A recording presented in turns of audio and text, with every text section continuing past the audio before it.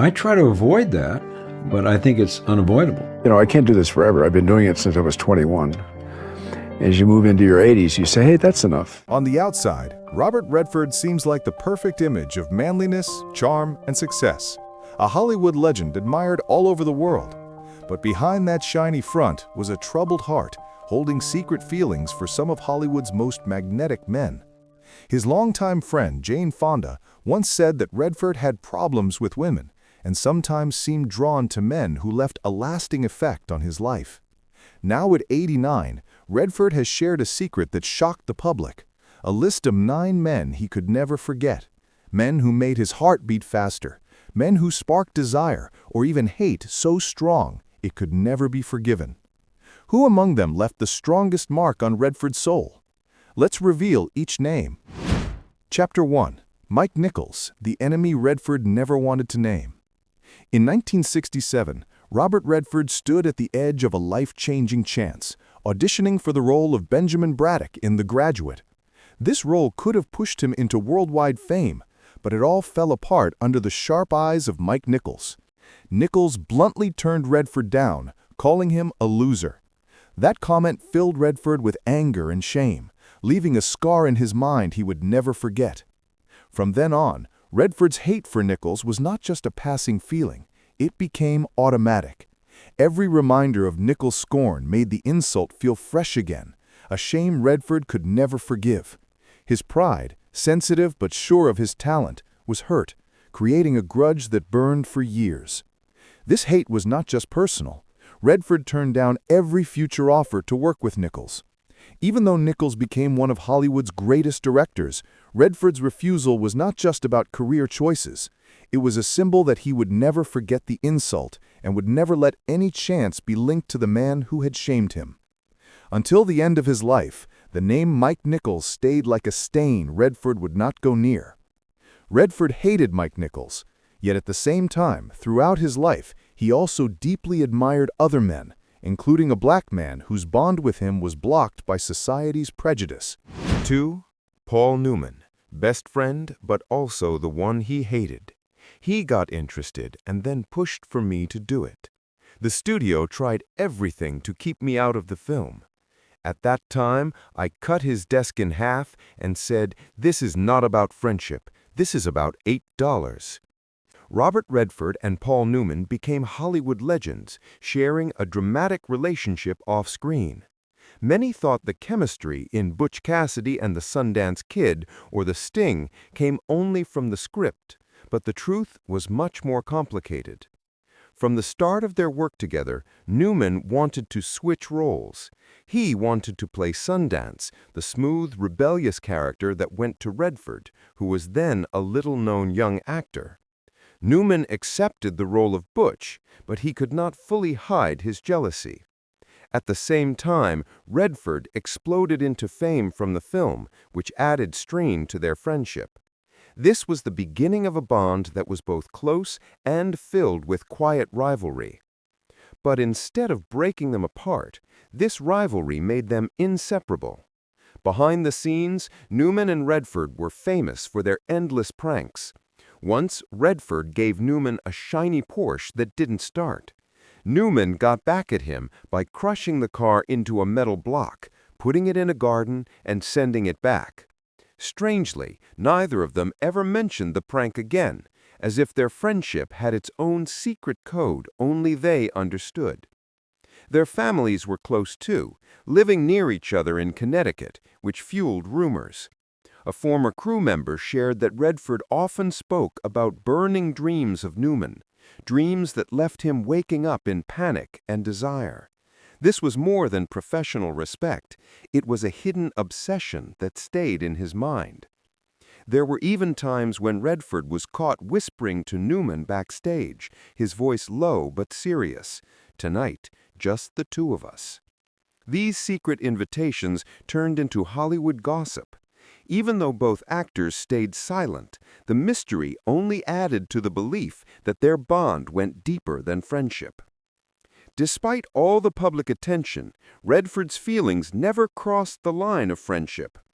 At times, though, their closeness turned sour. It was said that Redford felt very let down and even angry when Newman did not return his warm gestures. Newman's hidden distance made Redford feel pushed away, even when they seemed close. During those times, Redford stayed away from Newman, hiding his annoyance with polite smiles on set. It was a quiet tension that only insiders noticed. In later years, Redford invited Newman to join him on a project or walk in the woods, but Newman's age and health made the role too hard. Their dream reunion never happened. For Redford, this became one of his biggest career regrets. When Paul Newman died in 2008, Redford could not hide his sadness. "I lost a true friend. He was worth more than any love I have ever had. Life and this country are better because he was in it." A short statement, but filled with friendship, respect, sorrow, and the closing of a piece of Hollywood history. Looking further back, Redford's strong attraction to men began with a name he treasured his whole life: Melvin Douglas. 3. Melvin Douglas. The unforgettable first love of a dreamy young man. As a young man full of dreams, Redford was drawn to a name he would never forget: Melvin Douglas. The first time he watched Mr. Blandings builds his dream house, Douglas's calm look, smooth smile, and elegant style lit a strange feeling in Redford's heart, a mix of admiration and attraction unlike anything he had ever felt before. This was the beginning of a lifelong fixation, a figure Redford adored and longed for endlessly. In Redford's mind, Douglas was not just a skilled actor, but the idea of a first love. Every move, every look on screen held Redford's attention, showing him how to express feelings through eyes, smiles, and quiet grace. This impact shaped Redford's later acting, making every role as a politician seem like a lonely, wandering man in Washington, a reflection of Douglas. Each role carried Douglas's presence, calm yet mysterious, a smile hiding loneliness and secret charm. In his private thoughts, Redford longed for Douglas's image, reminding himself that fascination and curiosity were never harmful. Instead, they fueled his powerful and lively performances. 4. Sidney Pollack. Jealousy over another woman. Robert Redford and Sidney Pollack first met on the set of War Hunt, when Pollack had a smaller role and Redford was a young actor with promise. From then on, they stayed close friends. But tensions grew during the filming of Out of Africa.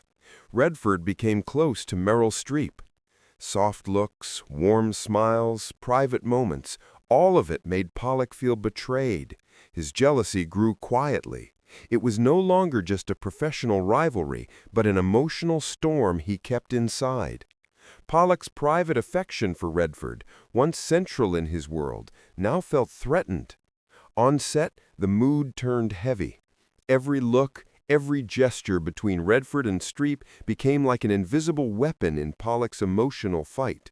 He could not hide his frustration, and Redford, aware but unsure, felt trapped between wanting to comfort him and wanting to escape. Redford later admitted he felt caught between two close friends, and it was uncomfortable. Yet even with this, their bond proved strong. Pollack and Redford learned to forgive. Redford invited Pollack out, and they made peace, though what they said to each other in private was never revealed. At 89, Redford called Pollack one of the most important people in his life. "I've had many relationships, but the longest lasting was with Sidney Pollack." Redford's life was shaped not only by men who moved his heart, but also by men who stirred lifelong anger and resentment, like the famous Gene Hackman. What was the real cause of their conflict? 5. Gene Hackman, a living legend, but Redford's most irritating enemy.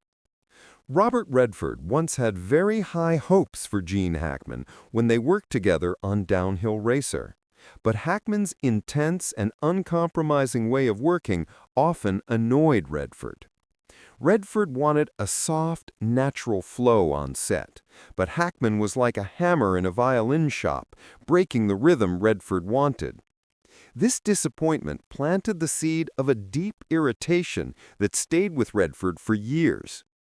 Every scene with Hackman turned into a struggle. Redford, calm and professional by nature, had a hard time adjusting to Hackman's aggressive energy. The clash made him feel boxed in, slowly building into quiet resentment. All efforts to work smoothly together failed, and Redford realized Hackman would never live up to the expectations he had set. This dislike went beyond the film set. In later years, Redford kept his distance from Hackman, turning down any offers to work with him or even be around him. Any chance or invitation was coldly refused, a reminder that the old frustration still remained. When Gene Hackman passed away, Redford's stance was clear. He did not go to the funeral or give public condolences. To Redford, Hackman was still the man who had irritated him, a painful memory of letdowns and conflict he did not want to revisit. This choice made both Hollywood and the public fully aware of the deep animosity Redford held toward Hackman. Until the end of his life, the name Gene Hackman made Redford frown, a symbol of unfinished frustration. But the story did not stop there. Robert Redford also had unclear, mysterious ties with several Hollywood male actors, the most important being Dustin Hoffman. 6. Dustin Hoffman, Redford's second favorite man in the world. Redford said in several interviews that Hoffman was his second favorite man after Newman. While filming All the President's Men, they were more than just co-workers. They were like two reporters digging into Watergate, studying every detail, every line of dialogue, until the border between film and reality almost disappeared. But their relationship was not simple. On screen, their chemistry was powerful, both exciting and difficult. Sometimes tensions rose on set when Hoffman's method acting pushed Redford to hold himself back. But those clashes created sharp, lively moments, like sparks that couldn't be contained. Offset, they found private ways to relax. Redford remembered racing down Washington streets with Hoffman, wind in their hair and engines roaring, both to blow off steam and to challenge themselves. These rides, though casual on the surface, turned into personal times where they shared thoughts on work and life, building a strong, manly, and magnetic friendship. Redford said that Hoffman's quick mind, sharp thinking, and fiery arguments gave him a new way to see friendship and lifelong bonds. Still, Hoffman never left as strong a mark in Redford's mind as his greatest enemy, Mike Nichols. 7. Sidney Poitier, a black man separated by racial barriers. Robert Redford and Sidney Poitier first met while working on Sneakers, but Poitier left a stronger mark on Redford than any role ever could. With the sharp insight of a star who had managed many complicated professional ties, Redford quickly noticed rare qualities in Poitier: calm wisdom and unmatched integrity. From that point on, Redford saw Poitier not just as a co-worker, but as someone who had a special place in his heart, a friend he would value for life. On set, Redford and Poitier blended perfectly. Redford's quick wit and sharpness matched Poitier's calmness and depth. They were more than co-workers or friends. They spent private time together, walking and talking for hours away from filming. But their bond was never completely free. It was held back by an invisible barrier: race. In that time in Hollywood, a white star showing too much closeness to a black star was sensitive, watched closely, and often misunderstood. Redford knew this and carefully held back his emotions, keeping everything within respect and friendship. Still, his admiration never faded. He showed it through quiet actions and words, instead of gestures that might make Poitier uneasy. Redford often spoke of Poitier in interviews about Sneakers and the documentary Sidney, calling him a moral guide, a great man he admired both on and off screen. Over the years, Redford stayed in touch and valued every memory with Poitier. Quiet talks, shared views on work and life, even moments of silence together created a bond that went beyond professional respect. Redford admitted that his friendship with Poitier was one of the most treasured in his life, and he always looked back on it with deep gratitude. 8. Jack Nicholson avoided for half a lifetime over a role. In 1974, Redford was cast as Jay Gatsby in The Great Gatsby, a role Nicholson also wanted. This decision became a wound in Nicholson's eyes, leading him to openly show jealousy and even see Redford as privileged, having everything others could only envy. Nicholson's dislike for Redford went beyond the role. It covered the whole image Redford had built, an attractive man who caught everyone's attention, a star loved by all women, someone Nicholson believed did not deserve it. Every step, every smile from Redford felt like a blow to Nicholson's already fragile pride, spreading bitterness through Hollywood that lasted for years. While Redford mostly ignored the criticism, he stayed completely away from Nicholson. Any chance to work together or any offer from Nicholson was refused, a reminder that the sting of being looked down on could never be erased. 9. James Cagney, The Unseen Lover, A Fleeting Dream. A rare secret few people know, Redford's short-lived lover was James Cagney. On set or in private talks with close friends, Redford admitted his strong admiration for Cagney, calling him an incredible talent with a tone that mixed respect and quiet fascination. It was not a public romance, but a private admiration, a passing feeling that Redford mentioned again and again in personal stories. Whenever Cagney's name came up, Redford's eyes lit up with both passion and curiosity. Cagney's bold style and powerful presence on screen inspired Redford with both awe and secret desire.